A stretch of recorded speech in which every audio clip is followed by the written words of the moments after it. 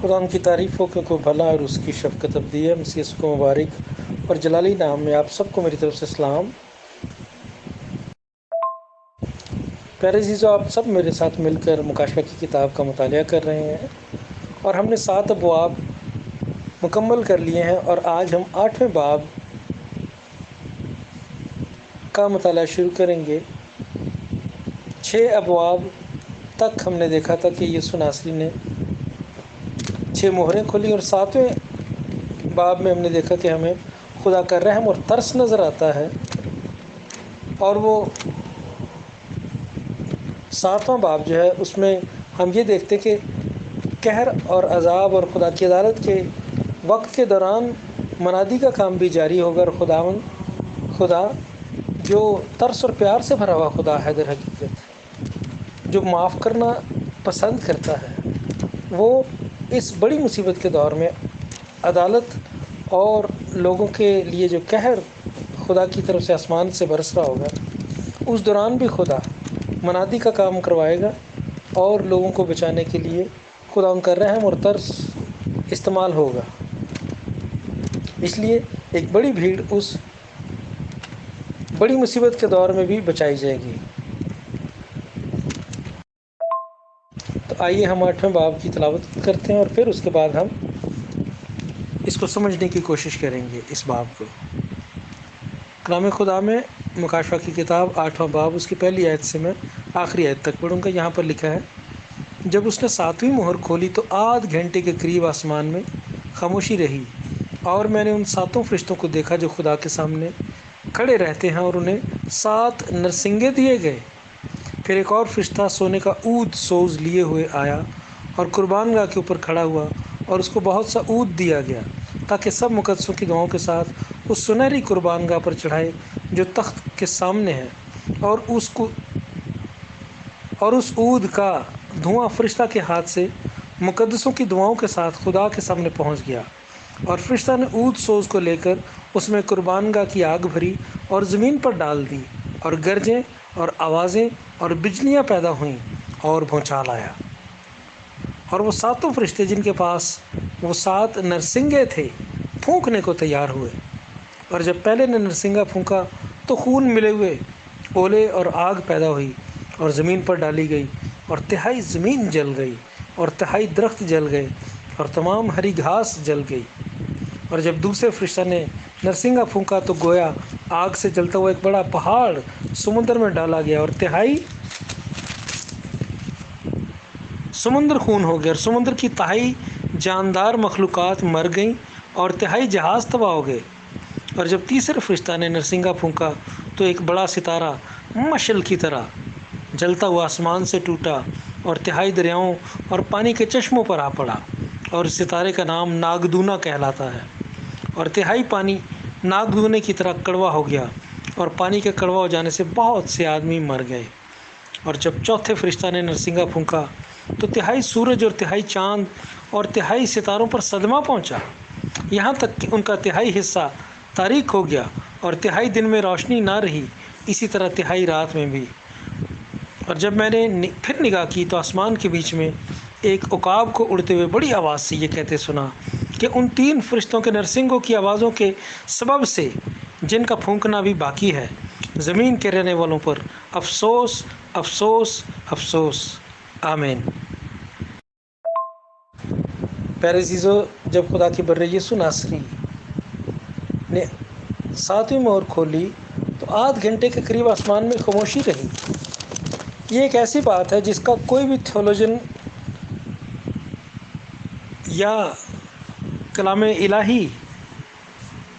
کے جو طالب علم ہیں اور بڑے بڑے بائبل اسکالرز ہیں، وہ اس کا جواب نہیں دے پائے، اور سب کا ایک ہی اتفاق ہے کہ خدا نے کچھ بھی نہیں اس کے تعلق سے بات کی، کلام خدا میں اس کے تعلق سے کچھ بھی نہیں بتایا گیا، اس لیے ہم کچھ نہیں کہہ سکتے کہ کیوں جب یسوع ناصری نے 7ویں مہر کھولی تو آدھ گھنٹے کے قریب آسمان میں خاموشی کیوں رہی۔ پیارے عزیزو، جو گہری خاموشی ہے وہ ایک تو بہت جب کسی کی آپ ڈیپ رسپیکٹ کے لیے کھڑے ہوتے ہیں تو اس کو بھی ظاہر کرتی ہے۔ اور اس کے علاوہ اگر ہم کلام خدا میں دیکھیں تو 3 آیات میں آپ کے سامنے رکھنا چاہتا ہوں جن سے آپ تھوڑا بہت سمجھ سکیں گے کہ کلام خدا جو ہے نا خاموشی کے تعلق سے ہمیں کیا سکھاتا ہے۔ جی ہم دیکھیں گے زبور کی کتاب اس کا 46واں زبور اور اس کی 10ویں آیت میں لکھا ہے، خاموش ہو جاؤ اور جان لو کہ میں خدا ہوں، میں قوموں کے درمیان سر بلند ہوں گا، میں ساری زمین پر سر بلند ہوں گا، آمین۔ پیارے عزیزو، اس آیت میں خدا قوموں کو اور امتوں کو یہ سکھا رہا ہے کہ میں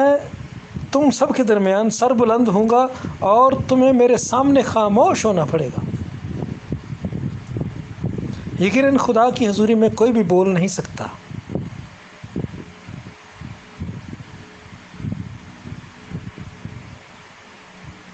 خدا چاہے تو ہم خدا ان کی حضوری میں بات کر سکتے ہیں، لیکن اگر خدا نہ چاہے تو کوئی بھی اس کے سامنے بول نہیں سکتا۔ اس لیے خدا کی یہ مرضی ہے کہ وہ زمین کی ساری قوموں کے سامنے سر بلند ہو اور قومیں اس کے حضور خاموش ہو جائیں۔ اگلا حوالہ حبقوق کی کتاب اس کے 2 باب کی 20ویں آیت میں اس طرح سے لکھا ہے، مگر خداوند اپنی مقدس ہیکل میں ہے، ساری زمین اس کے حضور خاموش رہے، آمین۔ اب اس آیت میں بھی خدا ساری زمین اور اس کے قوموں اور لوگوں سے یہ بات منوا رہا ہے کہ وہ اس کے حضور خاموش رہیں۔ اب ایک تیسری اور آخری آیت ہم دیکھیں گے خاموشی کے تعلق سے، وہ صفنیہ کے کتاب اس کے 1 باب کی 7ویں آیت میں یوں لکھا ہے کہ تم خدا کے حضور خاموش رہو، کیونکہ خداوند کا دن نزدیک ہے اور اس نے ذبیحہ تیار کیا ہے اور اپنے مہمانوں کو مخصوص کیا ہے، آمین۔ پیارے عزیزو، صفنیہ کی کتاب کی یہ نبوت جو ہے 1 باب کی 7ویں آیت کی، وہ یہ بتا رہی ہے کہ خداوند کا دن جو کہ جس کے متعلق بار بار کلام خدا میں لکھا ہے کہ وہ ایک ایسا ہولناک دن ہے، یعنی بڑی مصیبت اور خدا کی عدالت کا جو ٹائم ہوگا زمین پر اس کو بیان کرتا ہے۔ بار بار خداوند کا جو دن ہے وہ اسی بڑی مصیبت اور خدا کی عدالت کے لیے استعمال ہوا ہے، اور صفنیہ کہہ رہا ہے کہ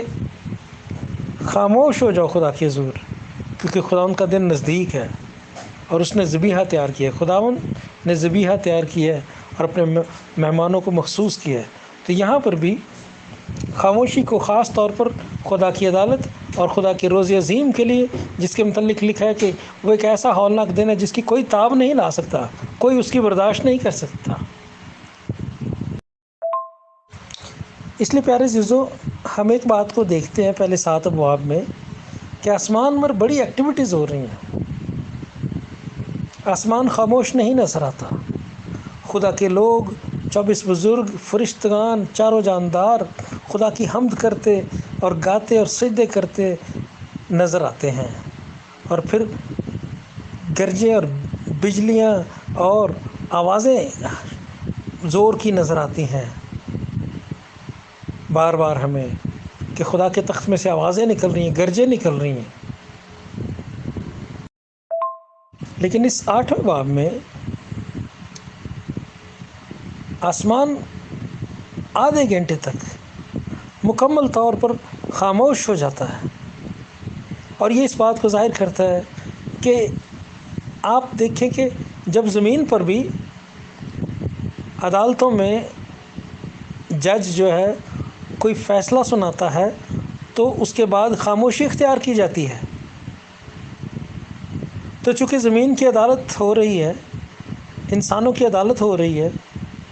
اس لیے آسمان بھی خاموش نظر آتا ہے خدا ان کے حضور، کیونکہ اس کے سارے فیصلے راست اور درست ہوتے ہیں۔ اس لیے اس بات کا خاص طور پر لکھوایا جانا اور یوحنا عارف کو اس رویا کے عالم میں جب یہ سب کچھ ویژن میں اس کو دکھایا جا رہا ہے، جو کچھ فیوچر میں زمین پر ہوگا، اس کو یہ خاص بات دکھائی جا رہی ہے کہ 7ویں مہر جب کھلے گی تو آسمان پر آدھ گھنٹے کے لیے مکمل طور پر خاموشی چھا جائے گی۔ خدا کے حضور میں سارے فرشتے اور وہ کروبی اور وہ چاندار جو ہر وقت یہ کہتے رہتے ہیں قدوس قدوس قدوس، جو ہے اور جو تھا اور جو آنے والا ہے، وہ ہر وقت جو یہ پکارتے رہتے ہیں، شروع سے لے کر جب سے یعنی ازل سے لے کر ابد تک، جن کا کام ہی یہ ہے کہ ہر وقت یہ پکارنا قدوس قدوس قدوس، اس وقت وہ بھی آدھ گھنٹے کے لیے خدا کے حضور خاموش ہو جائیں گے، خدا باپ کے حضور میں۔ یہ خدا کی انتہائی عزت اور رسپیکٹ کے لیے ہوگا۔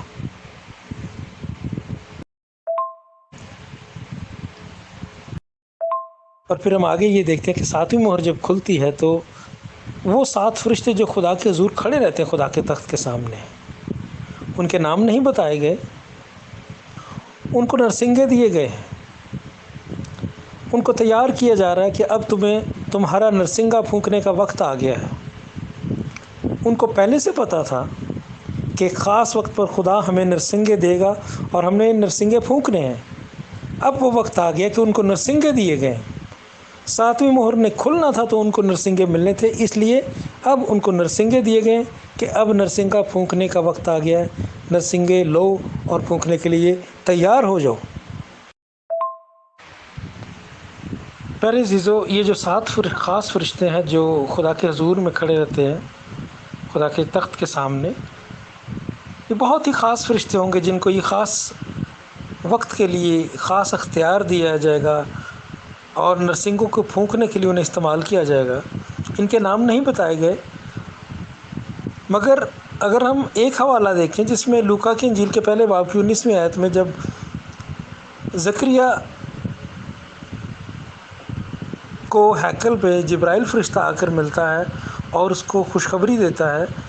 کہ تیرے ہاں یوحنا کی پیدائش ہوگی، یوحنا رسول کی، تو وہاں پر فرشتہ زکریا کو بتاتا ہے کہ میں جبرائیل ہوں جو خدا کے حضور کھڑا رہتا ہوں۔ تو جبرائیل بھی ایک ایسا فرشتہ ہے جو خدا کے حضور کھڑا رہنے والوں میں سے ایک خاص فرشتہ ہے، لیکن ان 7 فرشتوں کے نام نہیں بتائے گئے۔ ہم کچھ بھی نہیں کہہ سکتے وہ کون ہے، کیا ان کے نام ہے، اس کے تعلق سے کوئی بات نہیں ہمیں بتائی گئی۔ ہاں، ہم یہ کہہ سکتے ہیں کہ وہ بہت ہی خاص فرشتے ہیں جو خدا کے حضور میں کھڑے رہتے ہیں اور ان کو خدا استعمال کر رہا ہے ان نرسنگوں کی آفت کے لیے جو اب زمین کے رہنے والوں پر نیکسٹ جو آفت آنے والی ہیں ان نرسنگوں کے پھونکنے سے آئیں گی۔ پہلے مہریں کھل رہی تھی تو آفت آ رہی تھی، تو 7ویں مہر نے آگے نرسنگوں کھولنے کے جو آفتیں ہیں اس کو کھول دیا ہے۔ تو ہم یہ کہہ سکتے ہیں کہ جو 7ویں مہر ہے وہ نرسنگوں کی آفت کو زمین پر لانے والی مہر ہے۔ مگر اس سے پہلے کہ فرشتے نرسنگیں پھونکے، ایک منظر دکھایا گیا جس میں ایک فرشتہ سونے کا عود سوز لیے ہوئے آتا ہے اور قربان گاہ کے اوپر کھڑا ہوتا ہے اور اس کو بہت سا عود دیا جاتا ہے تاکہ سب مقدسوں کی دعاؤں کے ساتھ اس سنہری قربان گاہ پر چڑھائے جو تخت کے سامنے ہے۔ یعنی خدا کے تخت کے سامنے ایک خاص فرشتے کو جو عود سوز لیے آتا ہے، سونے کا عود سوز لیے آتا ہے۔ اب عود جو ہے وہ ایک خاص عطر ہے جو اچھی خوشبو کے لیے استعمال کیا جاتا ہے، اور خدا کی ہیکل میں جو زمین پر تھی وہاں پر بھی عود استعمال ہوتا تھا، لیکن اس کو جلایا نہیں جاتا تھا۔ یاد رکھیں کہ جو زمین کی ہیکل تھی وہ آسمانی ہیکل کا جو ہے وہ نقشہ تھی، زمین پر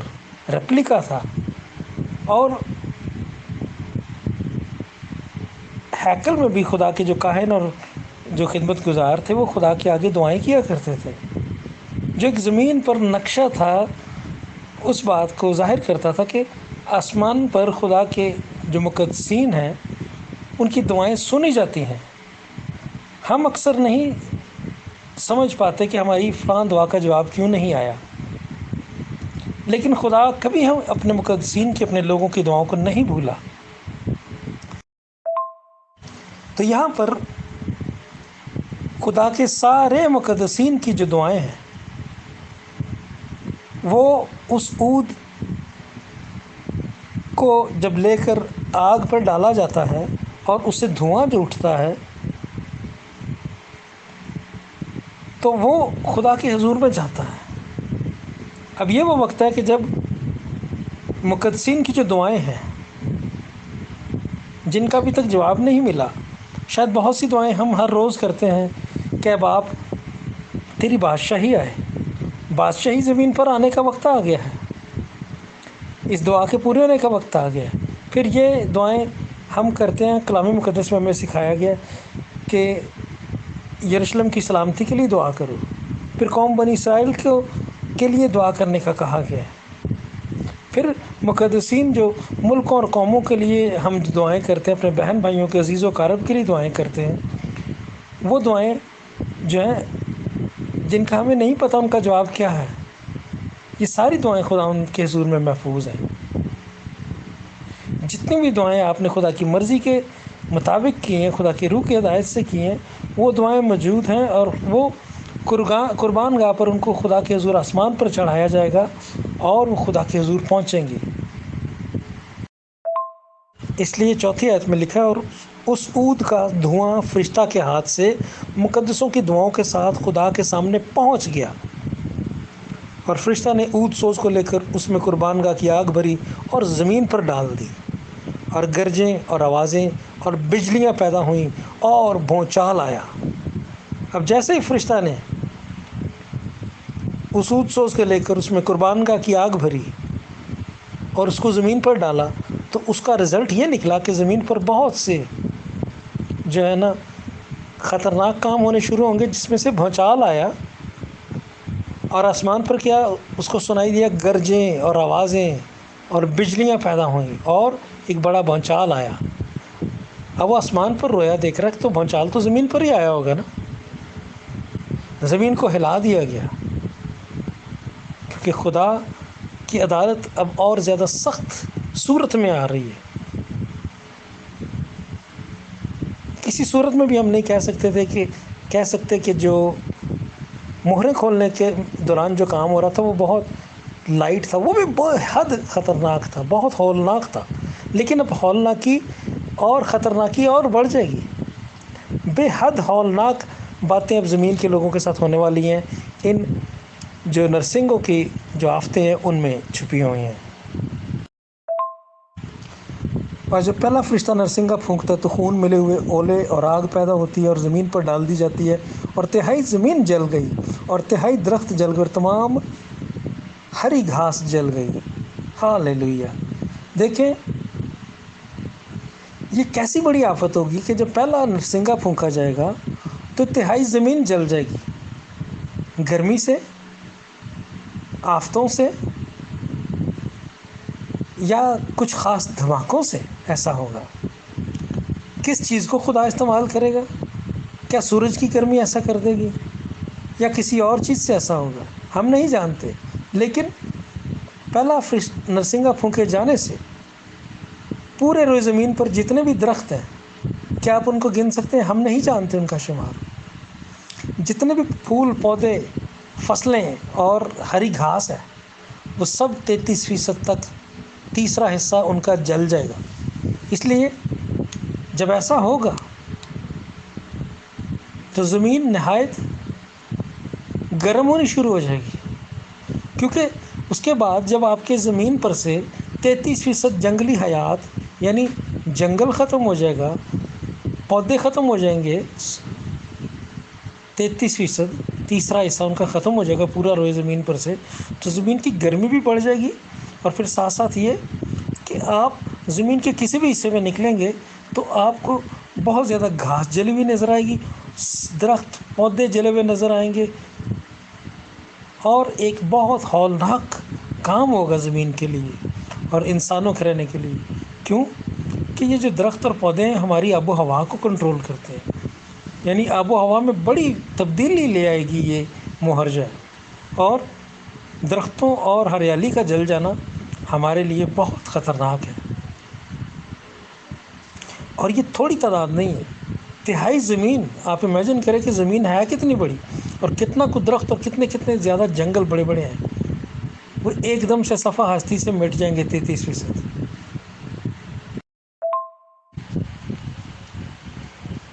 اور 8ویں آیت میں لکھا، اور جب دوسرے فرشتہ نے نرسنگا پھونکا تو گویا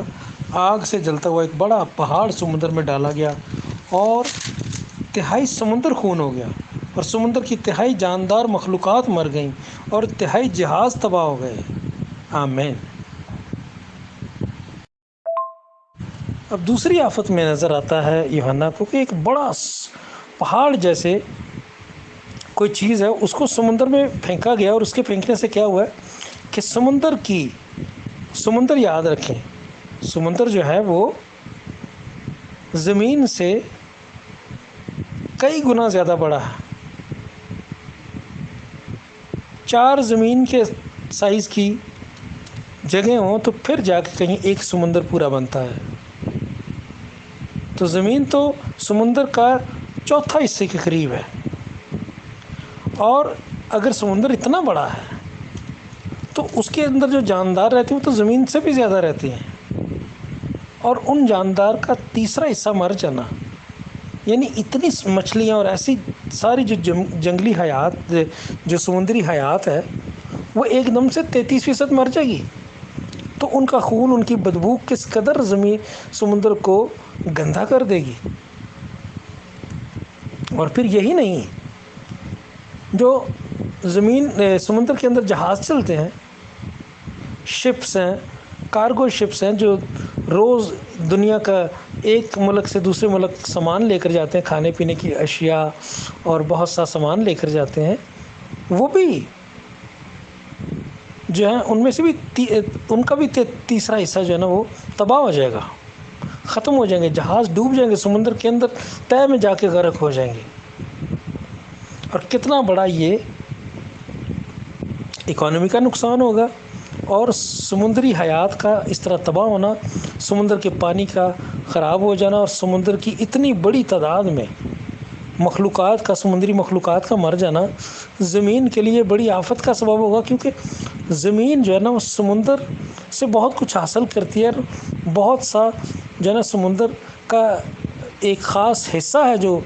جو زمین کی بہت مدد کرتا ہے۔ ایک اندازے کے مطابق روزانہ 50 ملین ٹن جو ہے جہازوں پر سامان جو ہے نا سمندروں میں ایک جگہ سے دوسری جگہ جاتا ہے، تو اگر اتنا سامان روز جاتا ہے تو اگر اس میں سے تیسرا حصہ تباہ ہو جائے تو بہت بڑی تعداد اور بہت بڑا اکانومی کا لوگوں کا نقصان ہو جائے گا ایک ہی دن میں۔ بڑی بڑی کمپنیاں، بڑے بڑے ادارے جو ہیں وہ ختم ہو جائیں گے ایک ہی دن میں۔ اور 10ویں آیت، جب تیسرے فرشتہ نے نرسنگا پھونکا تو ایک بڑا ستارہ مشعل کی طرح جلتا ہوا آسمان سے ٹوٹا اور تہائی دریاؤں اور پانی کے چشموں پر آ پڑا، اور اس ستارے کا نام ناگدونا کہلاتا ہے، اور تہائی پانی ناگدونے کی طرح کڑوا ہو گیا، اور پانی کے کڑوا ہو جانے سے بہت سے آدمی مر گئے۔ آمین۔ جب تیسرا فرشتہ نرسنگا پھونکتا ہے تو آسمان سے ایک بڑا ستارہ مشعل کی طرح جلتا ہوا آسمان سے ٹوٹتا ہے اور آ کر زمین کے دریاؤں اور پانی کے چشموں پر آ پڑتا ہے، اور اس کی وجہ سے دنیا کا جو سارا پانی ہے وہ کڑوا ہو جاتا ہے، اور بہت سے آدمی اس زہریلے پانی کو پینے سے مر جائیں گے۔ اور وہ ستارہ جو آسمان سے ٹوٹا، اس ستارے کا نام ناگدونا ہے۔ اب ناگدونا کو انگلش میں وارم ووڈ کہتے ہیں، اور اس نام کا جو درخت اور جو پودا ہے وہ بھی بہت زہریلا ہے، اس سے کچھ دوائیں بھی بنتی ہیں، لیکن تقریباً 2 صدیوں تک وہ امریکہ میں اس کے ترسیل پر پابندی بھی رہی۔ 2007 میں اس پر سے پابندی ہٹائی گئی، اور سائنسدانوں نے اس سے کچھ دوائیاں بنانے کا کام دوبارہ شروع کیا۔ تو جو ناگدونا کا جو پودا ہے وہ بڑا خطرناک اور وہ بہت زہریلا پودا ہے، اور انسانوں نے زمین پر ناگدونا کے نام سے ایک ایٹمی ری ایکٹر بھی بنا رکھا تھا جو یوکرین کے علاقے میں واقع تھا۔ اس وقت وہ روس ہی سمجھا جاتا تھا، روس اس وقت ٹوٹا نہیں تھا۔ تو روس کے اس علاقے میں جو اب یوکرین کہلاتا ہے، وہاں جو ایک ایٹمی ری ایکٹر تھا، اس میں اپریل 1986 میں ایک بہت بڑا دھماکہ ہوا، جس کی وجہ سے اس کے ارد گرد سینکڑوں کلومیٹر تک کی آبادی کو خالی کروایا گیا، اس علاقے کو، اور اس ایٹمی ری ایکٹر کے دھماکے سے، اس ایکسیڈنٹ سے آج تک بھی اس علاقے میں لوگ آباد نہیں ہو سکے، اور سائنسدانوں کا خیال ہے کہ شاید اس ایٹمی ری ایکٹر کی تباہی کی وجہ سے جو زہریلی گیسیں اور مادے خارج ہوئے، جس کی وجہ سے آج بھی وہاں پر لوگ جو ہے نا، جو بچے پیدا ہوتے ہیں وہ بڑے جسمانی طور پر خرابیاں لے کر پیدا ہوتے ہیں، اور لوگوں کی سکن خراب ہو گئی، لوگوں کو کینسر ہو گیا پھیپھڑوں کا، گلے کا، اور بچے جو ہیں وہ ڈس آرڈر کے ساتھ پیدا ہوتے ہیں، جو ان کی جسمانی ساخت ہوتی ٹھیک نہیں ہوتی۔ اس قدر اس ایٹمی ری ایکٹر کے ایکسیڈنٹ کا، جس کا نام ناگدونا کہلاتا تھا، ان کی جو رشین زبان ہے یا یوکرین کی جو زبان ہے، اس میں اس کا نام تھا چرنوبل۔ چرنوبل کا جو اردو میں مطلب ہے وہ ناگدونا ہے، تو انہوں نے ناگدونا نام رکھا ہوا تھا اس ایٹمی ری ایکٹر کا، جس کا دھماکہ 1986 میں ہوا، اور آج بھی وہ بے آباد ہے۔ اس کو علاقے کو خالی کیا گیا، وہ ری ایکٹر جو ہے اس کو بڑی مشکل سے آہستہ آہستہ کر کے انہوں نے کام میں لائے ہیں، لیکن وہاں پہ آبادی نہیں ہے، اور سائنسدانوں کا خیال ہے کہ کئی سو سال تک بھی وہاں پر لوگ آباد نہیں ہو سکیں گے، کیونکہ تابکاری شعاعیں اور زہریلی گیس اور مادے کا جو اس فضا میں موجود ہونا، وہ لوگوں کی آبادی کے لیے بہت خطرناک ہے۔ تو یہ ناگدونے کا نام جو ہے نا، وہ اتنا خطرناک ہے، اور انہوں نے اس ایٹمی ری ایکٹر کا نام رکھا ہوا تھا، اور شاید انسانوں کے لیے یہ سائن ہو ایک، کہ ناگدونے کے نام کا جو ایٹمی ری ایکٹر تھا اس میں دھماکہ ہوا، اور وہ انسانوں کے لیے کتنا خطرناک تھا۔ آج بھی اس کے اثرات ہیں، آج بھی جو اس ایکسیڈنٹ سے لوگ متاثر ہوئے، اور اس کے بعد بھی وہ ٹھیک نہیں ہو پائے۔ آنے والی نسلیں بھی ابھی کہتے ہیں کہ وہ ٹھیک پیدا نہیں ہوں گی اس ری ایکٹر کے دھماکے کی وجہ سے۔ تیسری مورجہ وہ زمین کے پانی کو کڑوا کر دے گی ناگدونا کے گرنے سے، اور اس کا رزلٹ یہ ہوگا کہ بہت سے آدمی جو ہے نا، وہ زہریلا پانی پینے کی وجہ سے مریں گے، اور پانی کڑوا ہو جائے گا، لوگ اس کو پی بھی نہیں سکیں گے، اور پیاس سے بھی نہیں ڈال ہو جائیں گے۔ تو ہم دیکھتے ہیں کہ ایک سسٹمیٹکلی خدا آہستہ آہستہ زمین کو سزا دے رہا ہے، اور زمین کے لوگوں کو سزا دے رہا ہے۔ پہلے اس نے درختوں اور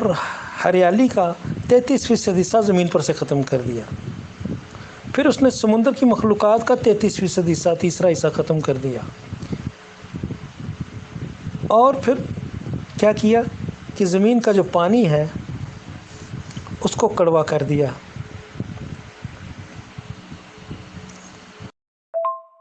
یعنی زمین پر انسانوں کا رہنا خدا نے مشکل بنا دیا، اپنی آفتوں کے سبب سے، اور اپنی سزاؤں کو زمین پر بھیج کر خدا نسل انسانی کو سبق سکھا رہا ہے، نافرمانی کا، خدا سے سرکشی کا، اور خدا سے دور رہنے کا، اور خدا کے کلام پر ایمان نہ لانے کی وجہ سے انہیں یہ سزائیں مل رہی ہیں۔